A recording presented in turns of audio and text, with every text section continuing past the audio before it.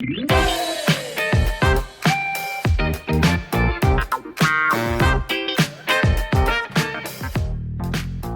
guys, welcome back. It's your girl Cadillac. Finally got this video to move. Actually, I got my cousin's phone, borrowing it, even though he said no. I still borrowed it. I want to do a quick story time because he is trying to get my phone back. I told him I would take him to Walmart if he lets me use his phone. So you know I don't feel like going up in a Walmart, so I must really want to do this video. Things are not going super great with me and Marchello. There's an update with that. We decided to still try. Well, I'm gonna try to hold on in there as much as I can, and he's like, we just gotta fight harder. I'm so tired, so I don't have a lot of fight left in me. Hopefully something does break through soon. But I had the idea because I did order his transcripts and I just started going through his transcripts. So I had the idea because people always say that, you know, a person shouldn't have did what they did. If you do the crime, you do the time. So I wanted to talk about that because I have actually been a victim of a crime. And if ever, you know, it would have ended up had they did anything, because they really didn't do anything. And that's how the law ironically works most times. When you are in the right, the law doesn't do a lot to help you. But when you're wrong, I mean, when you're wrong, they kind of, you know, it just doesn't work for the person who is right or innocent usually. So I had an instance where, you know, Marchello had left, and finally I got my first apartment, me and my daughter. My daughter was really little. I think she may have been 8. She may have been 8. It was my first apartment. I was so excited. I finally was able to move out on my own. I started dabbling in cooking. She would have her cartoons. She had her own room. This was something that me and her wanted forever.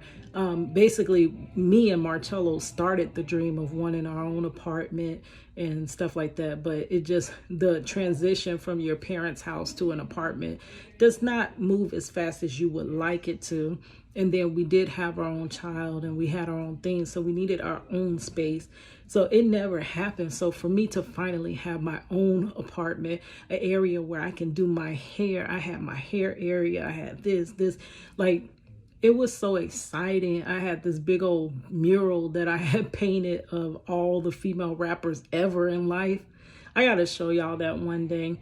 That was awesome. And that is a story time, a Project Reach the World story time behind that, of why I drew that banner and who I drew it for. Yeah, I spent a month drawing this banner. Crazy. Because one of my favorites, my favorite, Queen Latifah, I was going to her concert, so I needed to go all out. But yeah, I had that big banner hanging in my apartment, and it started feeling like home. Like I would be cooking, watch her out the window, and she's at the playground, and you know, stuff like that. Like it felt. So I do remember one time we would frequent the library because they had free media, and I was a single mother and I didn't have a lot of time. I mean, I didn't have a lot of time, but I really didn't have a lot of money. I can squeeze time from somewhere, but sometimes you can't squeeze a lot of money. So what I would do is like free things with her. So the library would have all types of courses and classes and activities for us to do together. And then also it was a lot of media. So we would rent movies and just have movie nights. And I would do this thing where whatever was in the refrigerator, I'd throw it on a pan, and that's what went in the oven. It was just a smorgasbord of whatever was in the freezer. So it was one day we had a nice time. My daughter would always have her friends over every single weekend. So I don't think it was a sleepover day though, because it was just me and my daughter. So I had movies that I had rented from the library that I had to get back, because though they are free, the library is going to tax you if you don't get their materials back on time. And I would have 1,000,001 CDs. Like, I had every single person's CD. You all know I love music. I had everybody's CD. I had all these movies. The new movies would be at the libraries. I mean, we would go library hopping and go to this library on this side of town, this library on that side of town. So I had to return all my materials before I get hit, because it's like $1 a day late fee. Like, they don't play with them late fees. You can borrow it for free, but return it. So I was returning my stuff. Now, I don't know, back then, I don't know how we got paid or whatever. Was it straight to a debit card? I don't think it was, but I had just got paid and I was going to pay my rent. And I used to have this little thing, like an area that I would hide my money or whatever. Or it's like pockets. You would put little whatever, receipts or whatever you need to keep track of, a bill or whatever. So I would have it in there. So I had the money on me to pay the rent. And I was leaving because I was in my closet. And you know how you leave your closet door like unhinged and open? The ones that slide. But sometimes when you remove that little tab and the whole door flies open, I would have my little thing sitting there with the pockets and stuff. So I had my money in there and I just didn't feel right. I'm like, maybe I shouldn't just leave the closet door open like that, even though, you know, it's just you. But then I'm like, what if the maintenance people come in, which I didn't expect that because it's the weekend, but you never know. So I closed it. At first, I just put something in front of it so they couldn't see it. And I just didn't feel right. So I went back and I closed it. And so I went and closed the window. I went and closed the door. And I had this weird feeling. So finally, I get my daughter, come on, money, we got to go return these items. And what's so crazy is my sister was sitting in the car. She was waiting for me because I had just said, oh, hold on, let me run upstairs and get something. So when I ran back down the stairs and got in the car, I felt, you know how you could feel a presence? I felt somebody like behind me coming down the stairs. There was somebody, but I didn't look around because, you know, people be like, girl, what you looking at? And, oh, why you staring at folks? And, oh, you think I'm going to do something? I ain't going to do nothing. You know what I'm saying? So you don't want to act like you're like, so I didn't turn around to see who was behind me. So I leave, I come down the stairs, and my car is parked directly in front of the staircase. So my sister sees the person that's coming down the stairs behind me. I leave, I get ready. Later on, she does tell me there was another guy that was standing down the stairs, but he was like maybe 2 or 3 car lengths over from the stairs. So he was standing off to the side. So I go to the library. The library is literally behind the apartment, honestly. You just exit the apartment and then you go into the library. Okay, so I get to the library to return my 1,000,001 DVDs, and my cousin's like, Keita, get here. Somebody's breaking into the house, get here. I'm like, I just left. What are you talking about? How is somebody breaking into the house? So I'm like, okay, this is crazy. So I go and I hurry back to the house. I come in and my whole door is like beat in. It looks like some rhinoceroses them beat the darn door in. Like, it's ridiculous.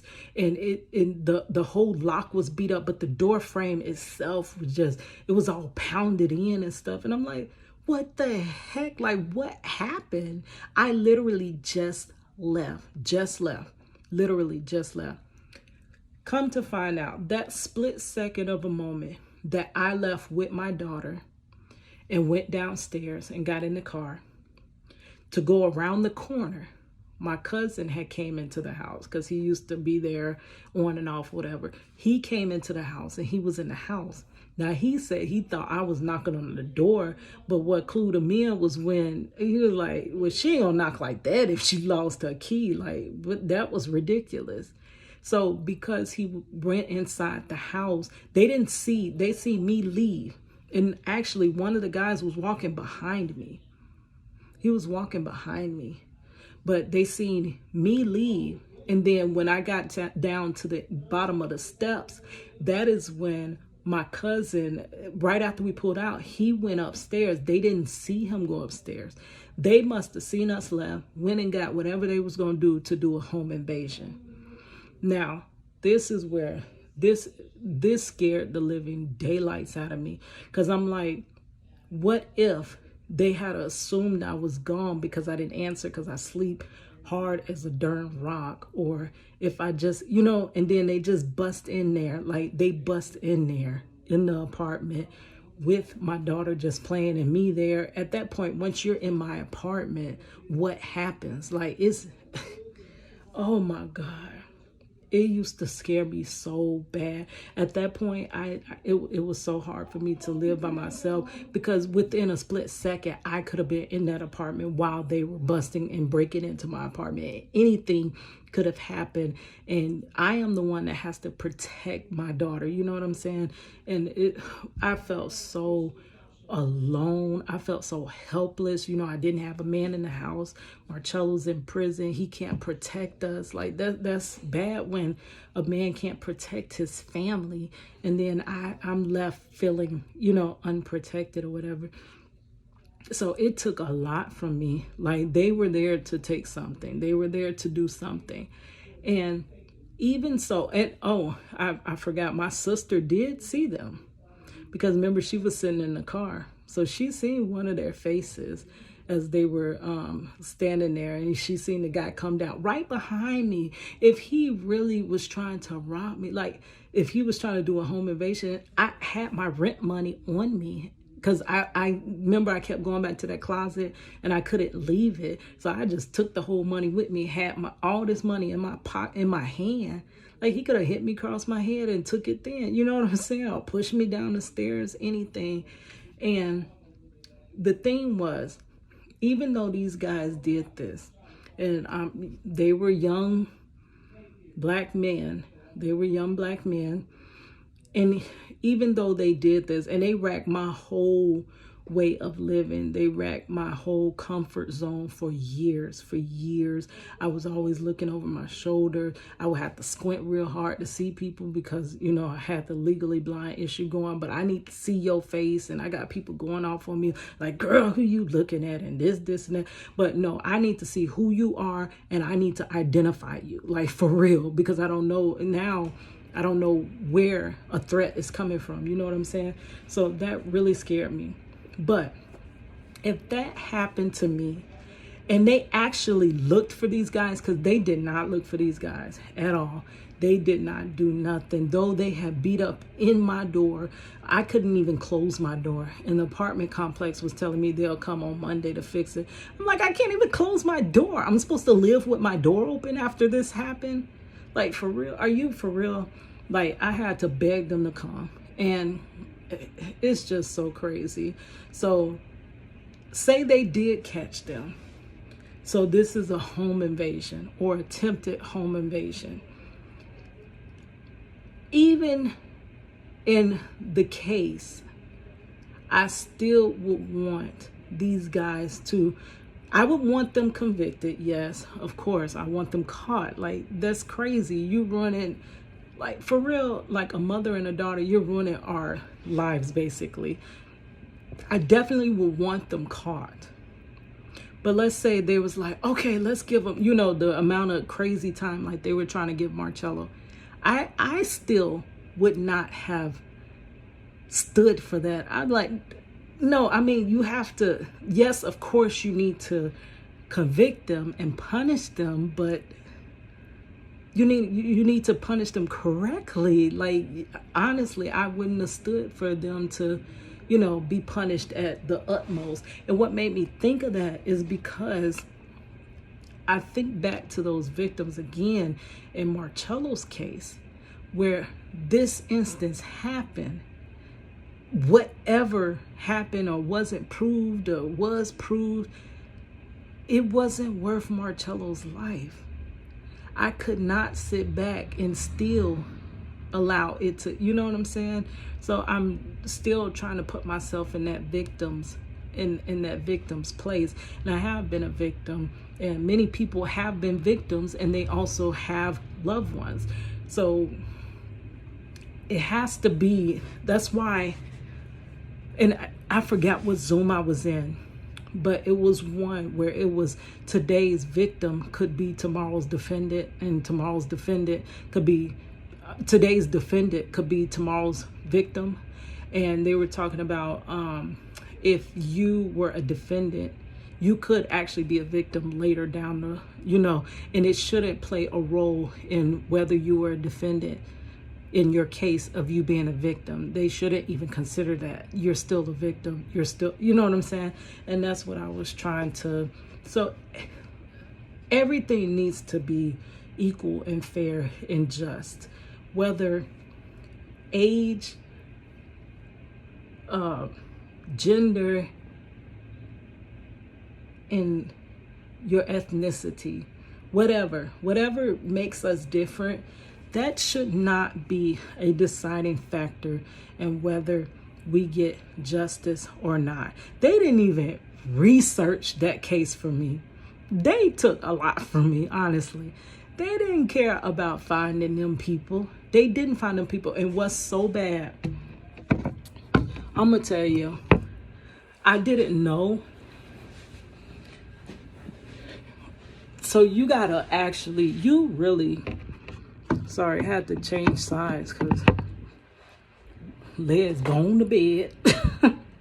But you gotta be careful, like, on your own. Like, the world is so ridiculous and it's crazy, and especially if you're a mother and single mother with your children, people watch you. Always watch your back. Always, we learned that in martial arts. Be aware of all your surroundings. Look around. Don't just be out on your phone and stuff like that. Be out looking, alert. I mean, even if you're on your phone, look out the side of your eyes. See who is around you. Take account of what's going on, because people are watching you. And right after that, what I didn't know, I was so naive. I went to the office and found out that I was like one of the only apartment units that hadn't been broken in yet. So had they notified us and let us know that, hey, there's a rash of break-ins, I probably wouldn't have been so vulnerable and naive to my surroundings or whatever. But yeah, and after that, somebody ended up getting outed over there. And I wonder, like, was it one of these people breaking in? Like, that's crazy.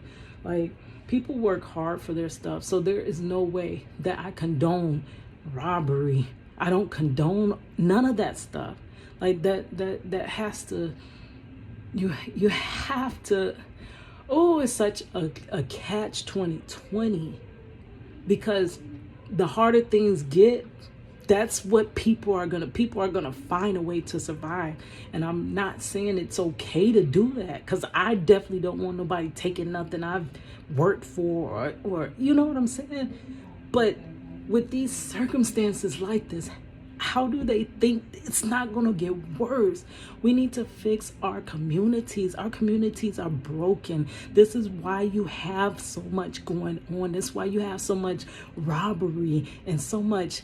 It's too much. We have to fix our education. An educated mind, a mind that is thinking about passing grades and scholarships and doing this and doing that. That mind is not thinking about robbing somebody.